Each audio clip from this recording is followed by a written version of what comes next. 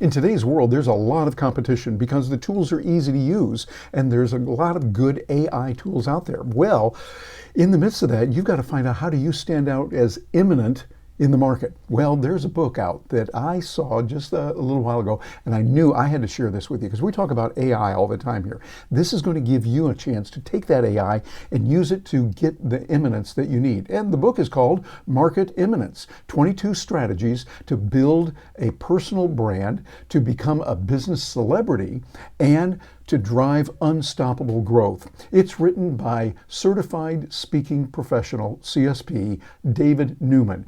David is a friend of mine, and he is an incredibly brilliant marketer and businessman, and a nice guy too. You're going to see that in the video. And what he talks about is several ways you can use those concepts to help you build your business and be the personal branding expert yourself out there. The thing I love about the book, it is so incredibly easy to read. He kept it really short. It's a different kind of book than I've read. I read the thing twice, and already I've got several gems out of it. So this is one you want to see. David Newman talking about market eminence here on Stark Raving Entrepreneurs. You know, in today's world, it's important that you stand out in a prominent, favorable way. And one of the best ways to do that for your marketing and for branding is to make sure that you have eminence in the marketplace that you've chosen. That means that what you're going to do is you're going to do several things that are right and some things that maybe you hadn't thought of. Well, I just read a book recently, a great book called Market Eminence, and it's written by my friend David Newman. David Newman is a guy that really knows about the marketing area, and I've talked with him before. He's been on our channel before, and I just had to have him come back and tell us about this new book. David, thank you so much for being with us. Thank you for writing that book. Really good piece of information for us. Terry, it is a pleasure and a privilege to be back with you. Well, I want to get into the details of this, and particularly want to talk about an area where I looked at it, and at first brush, I thought, I don't know if I agree with that. And then I started thinking about it, and let's talk about that a little bit later. But right now, tell me a little bit about market eminence, what you mean by that, and what the book is all about. Sure. So the problem that we're setting out to solve, the problem I'm setting out to solve with the book is, what does it take to get you, your product, your service, your company noticed in a very noisy world? And I broke it down into three components: visibility and respect and brand preference. Now, very quickly, visibility is simply being seen by the right people for the right reasons. Respect is about resonating with that audience because you know them so well. You know their pains, problems, heartaches, headaches, goals, dreams, hopes, aspirations, and you're conveying through that the fact that you get me. You understand what I'm going through. You know what I'm up against. The third component, brand preference, that is a combination of differentiation and positioning so that it becomes risky, dangerous, and dumb to hire anyone other than you. Those three taken together is my recipe and my formula I call market eminence. I like that. I think that's good. It's the combination, like so many things, the magic is in the mix. And it's in the combination of all those in the right way. Well, one of the things you talk about in the book, matter of fact, here, let me just share my screen with you and with the leaders here. And I think you said, it was really good that at first I wondered about this, where you said you want to define your contrarian slant. Yes. And you say, from reading the book here on page 55, what industry truth, I like the way you put that in quotes, do most people accept that you disagree with? Yeah. What approach do you take that goes against common practice? And what problem do you solve in a way others don't, can't, or are afraid to? Tell us a little bit more about that, because to me, that is just real golden information. Yes. Well, I think the common mistake that a lot of us make in marketing, sales, lead generation is, let's cast a wide a net as possible. And I'm not a fisherman, but I'm imagining that when you cast a wide net, this is where you get the car tires. This is where you get the old rusty bumpers caught in your fish net. Imagine if you could go to the exact right spot in the ocean or in a lake, and you've got the right bait and the right boat and the right, all the right conditions just to catch the exact fish that you are looking to catch. So what does that mean? That means that we need to powerfully attract exactly the right fish. And we need to powerfully repel or push away all those rusty car bumpers and old tires and rusty crab traps and all the other junk and gunk that gets into our net. So by defining a contrarian stance, this is not something that you put on. This is not a PR gimmick. This is not a publicity stunt. This is uncovering what you already believe that is either hurting your prospects, hurting the industry. It's an outdated practice. It is a half-truth or a myth in the industry that you see a different way, you see a better way, you practice a different methodology because you're trying to improve the industry, you're trying to improve your customer and client outcomes, and you are trying to be more ethical and more in alignment with your values. Now that's a big tall order, right? So I'll boil this down to what I call the elephant in the room question.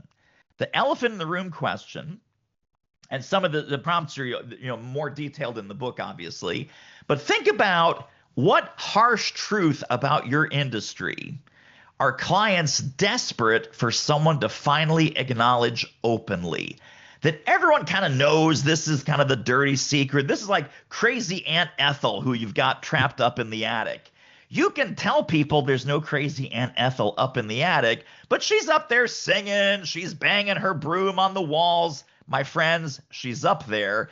And the person that is willing to openly admit what is missing, funky, broken, and sad in your industry that no longer helps customers, no longer serves clients, and is an outdated, harmful, or at best anachronistic belief, that person is going to immediately elevate themselves head and shoulders above the pack. So we need a series of these beliefs and statements, all of which make up your contrarian point of view. Yeah, I like that. It makes sense. So you're doing it in a way that's not antagonistic, not Correct. argumentative per se. And I was perceiving it that way. And I think some people could perceive it initially that way until they hear what you're talking about. And what you're saying really makes eminent sense that this is really what we've got to do, how we need to look at it. Well, another thing you talk about, this kind of ties into that somewhat, is when we look at the "we reject" statement. This over on page 82. I love this, David, the way you said it. Say, if you find your opposition, identify one industry practice you refuse to accept. Example, we reject the idea that consulting must be complicated and expensive. And the last sentence you put here, to complete this, we reject blank, which is why we do blank instead. Tell me a little bit about that more and how we can do that without coming across as very negative. Sure. So imagine that we're a law firm and we're doing some law firm marketing, which stay awake, folks, stay awake. Don't go to sleep quite yet. But most law firms, about 90%, maybe even more, are still tied to hourly billing. So think about hourly billing as a practice that most people hate, right? It's like, oh my God, it's $800 an hour. A Xerox copy costs $6. It's like, what is going on? I am being raked over the coals by my law firm. One law firm, mythical, one law firm comes on the scene and says, we reject hourly billing because our philosophy is that we want to get you the most positive outcome, and we are all about results. We are much more committed to getting you to your destination than we are in running the taximeter. So imagine if their tagline was something like no hourly fees, right? So fixed fees, no surprises, just results. Every other law firm is going to be losing their minds going, oh my God, they called out the elephant in the room. It's like, yes, everyone hates hourly billing. Why? Because we are rewarding these law firms and these lawsuits to, the longer it takes to get a good judgment in your favor, the more money they make. Well, if you and I are the client of the law firm, wouldn't it be the case that the shorter the process, the greater the value? We don't want this to go on for months and months and years. We would like this to be resolved in weeks and months, maybe. So think about, and I also wanted you to think about this from the law firm's perspective. Why are lawyers in law firms, why are the partners, why are the associates working 100, 120-hour weeks? Because of hourly billing. Imagine if we disconnected their revenue generation potential from the hours on the clock. What if there was a law firm that says, folks, we get this done in 40 hours a week? Imagine the talent that would want to come work for that law firm. Imagine the investment. Imagine the media coverage of here's the one law firm in Cincinnati that rejects hourly billing, and here's why. And so that kind of industry practice, and I think the example in the book that you showed was, consulting is complicated and expensive. What if consulting was simple and affordable, and you could get the professional business advice that you needed that was simple and affordable? So whatever industry practice is very commonplace in your field, is there an aspect of it that you could poke a hole in, go against, and start to build a value proposition so that you have a better, smarter way that serves your industry, serves your ultimate customers in a way that competitors would lose their minds? They would lose their minds because you were the first one there, and it is tough to be in a Me Too position when there's a trailblazer already ahead of you. David, I love the way you say that. I've talked about that for many years, the idea of when you go out and buy a car. Let's say you were in the market for a car. You Yes. know the kind of model you want. You know it needs to have this many horsepower, or you're going to use it for this function or that function. You really don't care how long it took the manufacturer to make that. If they took 3 years to make that one car, well, okay. What Yeah. matters to me is, does it do the things I want? Is the price right? Is it in good shape? Do you have good follow-up service and things? There'd be a number of questions we have. And so I Yeah. think what you're saying there really makes eminent sense. And we look Yes. at those things that are important to the people and how they're going to react to it. That relates to another thing you said in the book I think was very good here, where you talked about some of the results that we are getting and when we get it, being able to create the tools, templates, and frameworks that people can use immediately. Making Yes. that available, offering insights and guidance that get results even before the prospects commit to working with you to Yes. solve a small problem completely rather than a big problem partially. These are Yeah. great ways to start giving some results to people and let them see, okay, this is what we're going to get when we work with them. Tell me a little bit more about that and how that leads to market imminence. Yeah, so that section is from the section about generosity and Yes. gifts as far as market eminence is concerned. The way I like to describe this to my audiences is this is Happy Meal marketing. So your clients that buy from you, they get a beautiful 7-course meal. Terry, they get the white tablecloths, they get the 5 different kinds of wine glasses, they get that, the 5 different kinds of forks and knives. I'm not sure what that little knife is with the notch in it. Is that a butter knife? Is that a fish knife? What is that? It's a fish knife, my friends. Don't use that on the butter. But that's what they get. They get a beautiful, amazing 7-course meal. People who just encounter your marketing do not buy anything, no money changes hands. They still need to get a Happy Meal. So is your marketing too good to throw out? Are your emails too valuable to delete? Are the mailings that you send out, if you still send out mailings, are those mailings things that people want to keep, pass along to their boss, or post up on their office wall? Because if they're not, then you're just wasting time, wasting bandwidth.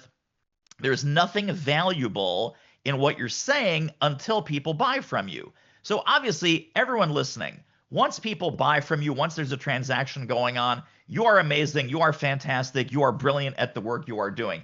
Imagine if we move just a little segment of that work, instead of after the credit card clears or the check clears, move that to before. Move that to before the credit card and before the check, and put the post-sale value into pre-sale value, because the pre-sale value is what people make a buying decision about. Everyone else is hoarding, right? Everyone else is hoarding their stuff. Oh, Terry, that's my good stuff. I can't give that away. Oh my gosh, Terry, I can't do that. That's why we get the big bucks. All of those statements are self-serving and somewhat delusional. So rather than self-serving, it should be client-serving. It should be prospect-serving. It should be community-serving. You need to be radically helpful and radically generous before any money changes hands. You start getting into that habit, and again, you will rise head and shoulders above everyone else that does what you do or who looks like they do what you do. David, you are so right. Radically helpful, radically generous. I love the way you put those words together, and we usually don't hear that juxtaposed with each other. And I think, Yes. hey, that is brilliant. And by the way, David, you do that in your life. I've known you. You and I have known each other through the National Speakers Association, and you live that. And that really helps, I think, just as a human being, but Yeah. also when they taught us in business school, it was good to be kind to people, because Yes. business goes better when you do that. And It's one of true. the ways we do that also that I love you mentioned in your book, I was actually, again, a little bit surprised that it's here. But then once I read the first few paragraphs, I realized, of course, this makes all the sense in the world. Something that, well, here, let me share this with you again. This is here in the book here, you say how to think about working together and helping others. So what you're talking about is being radically generous and helping other people find alliances and collaboration, where you say Yes. here, no brand succeeds alone. The right Yeah. partnerships can open doors to new audiences, strengthen your credibility, and create opportunities that would be impossible on your own. Yeah. Smart collaborations accelerate growth by leveraging each partner's unique strengths. I think that is so important that we look at it and we see what's available, how we can do that, and the capabilities of it. Tell us a little bit more about that. Sure. So, I think most entrepreneurs, most CEOs, most founders have some level of superhero syndrome, meaning that they feel that they are the ones that need to make everything happen in their business, right? Whether it's lead generation, getting media, hiring talent, we have to figure this out on our own. We are in a vacuum. We are the smartest ones. We can't rely on others. We should not be dependent. We shouldn't be hiding behind partnerships or affiliations and so forth. So there's this sort of what I call unproductive independent spirit. Whereas if you look at the truly successful companies, the mega successful companies, they have alliances, they have partnerships, they have channels, they have whether it is a franchise model, a dealer model, a distribution model, they have partnerships that help them to extend and multiply their reach into all the other places that they want to go. So think about, rather than thinking, I'm a solo, I need to figure out everything on my own. Figure out who else is in your ecosystem that you could partner with, that you could create content together to share with your respective communities and audiences. There are all kinds of partnerships that can be created. There are content partnerships, there are marketing partnerships, there are product and service development partnerships where it's like, hey, let's take service A from your portfolio, let's take service C from our portfolio, let's put those together, and then we'll jointly market that as a 1 + 1 = 10 type of offer, because that one company has a certain skill set and a certain specialization. We have a certain skill set and a certain specialization. And this is like the old Reese's peanut butter cup commercial. Oh, your chocolate got into my peanut butter, and oh, your peanut butter got into my chocolate. And those two great tastes taste great together. Yes, I know all the candy commercials from the 1970s and 80s. Sorry, my friends. But that level of collaboration and innovation and partnering mindset, and a lot of people go into these partnerships, just last quick thought on this, with what can I get out of it? And that is a secondary concern. The primary concern, and what will make you a good partner and what will make you a company or a CEO that others want to partner with, is how can I add value to my partner? How can I add value to their clients? How can I add value to their network? How can I give? How can I add value? How can I connect more to make them look like the hero of the story? That kind of partner will never be short of partnership offers and partnership deals that come down the highway. The book is called Market Eminence. It is a fabulous book. And I got to say something to you, those of you watching this and listening to this, I have read many books that helped me and seen them through the years. This one is right up there at the top. One of the best I have ever seen. And I've read a lot. Also, I got to tell you, just reader to reader, the way that David structured it It's written so that you can read it very quickly. You could probably go through this an hour to 2 hours easily, which means you're more likely to consume it. This is one that you want to read. If you are a solopreneur, if you're in a small business, you want to read this. But I would even say if you're in a larger corporation, this is one that's good for you as a person as well as for your company. A book that you want to get, you want to start looking into and see even more. David, before we let you get away, I want to share something with the folks and with you that you put, I think, in closing really good. It was on page 189 here in your book, where you talked about, as you've seen, this book isn't just about personal branding. It's about market domination. Yeah. And really, that's what you're doing here with these keywords: visibility, credibility, power, status, and respect. David, before we let you get away, tell us about how those words blend into becoming strong in market dominance and any other type of idea and things that you've seen are working particularly well. What would you see are those? Sure. So I think some folks reading the book and some folks watching us now might bristle or have just a negative reaction to this word dominance, because the way that that word has been used, it's dominating others, bullying, forcing your way through, not caring about others' success. This sort of turns that 180 degrees on its head. Yes. So yes, you will be dominant in your market because you will be the most caring, the most curious, the most concerned, the most committed to the betterment of your industry, the betterment of your clients, the betterment of your partners, the betterment of the future, not only of your company, but perhaps of your industry and maybe of business in general, so that you become the good guy. Literally, you become the good guy and the good gal in your business landscape that is trusted, is admired, and is mentioned as the exemplar in your industry, because that's really what market eminence means. Market eminence, I mean, the word eminence specifically means fame or recognized superiority. Notice the word recognized superiority, especially in a sphere or profession. That is what that level of attainment will get you, even if you implement, let's say you implement a quarter of what's in the book. Let's say you implement a third of what's in the book.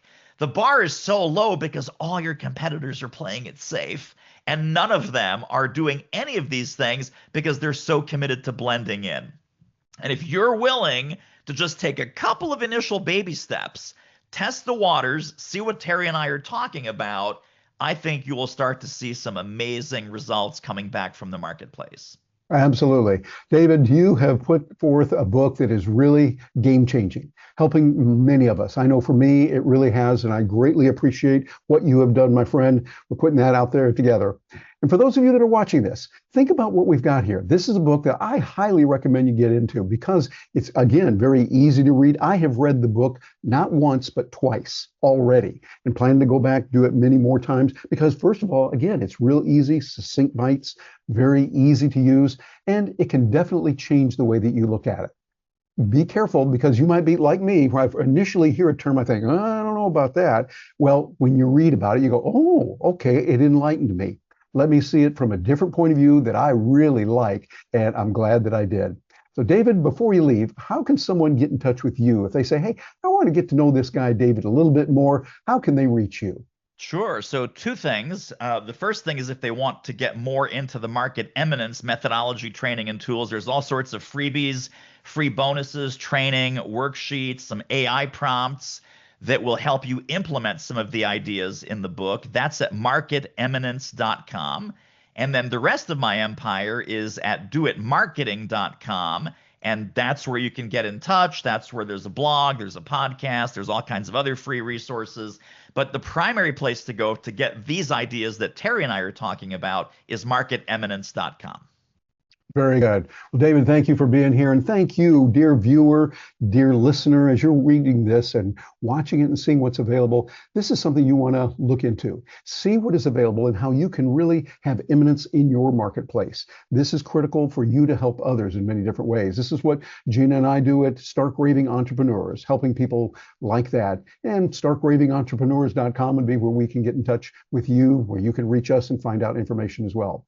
I'm Terry Brock, and for David Newman and the rest of the staff here at Stark Raving Entrepreneurs, thank you for joining us. And think about ways that you can take these principles in that book. Go ahead and get the book. It's really worth it. A few coins you'll be glad that you spent on that, investing in yourself and in your future. Thank you for joining us today. We're looking forward to hearing from you.